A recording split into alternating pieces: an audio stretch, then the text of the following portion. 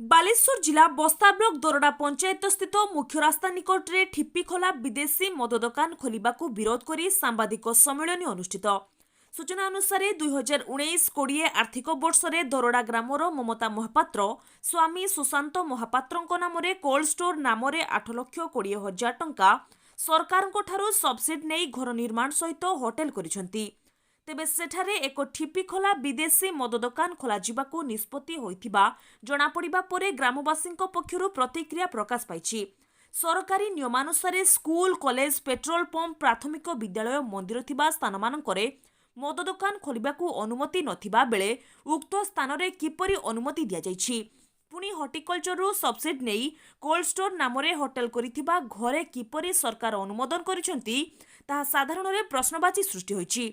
तुरंत उक्त ठिप्पीखोला विदेशी मद दुकान अनुमति पत्र रद्द करने पूर्वतन समिति सभ्य दाबी करिसेंती। ब्यूरो रिपोर्ट जनता दर्पण ओडिशा। महापात्र ग्राम पंचायत दरडा अभिप्राय जो ममता होटेल बर्तमान से होटेल टी कोल्ड स्टोर करने सरकार तरफ से 15 लाख टंका लोन दि जाती 8 लाख टंका जो सब्सिडी नेला परे सेठी कोल्ड स्टोर नई सरकार को ठिप्पीखोला मद दुकान से खोल जाऊँगी आम तीव्र विरोध करुँ। लोकेशन दरडा आम से कहवाक चाहूँ से स्कूल अच्छी से कॉलेज अच्छी से मंदिर अच्छी से आदिवासी साई बस्ती अच्छी और पेट्रोल पंप अच्छी से जगार क्राइटेरिया भितर न आसूला बेले किमिति से लोक से परमिशन पाई से खोलुची ताको आम तीव्र विरोध करुँ।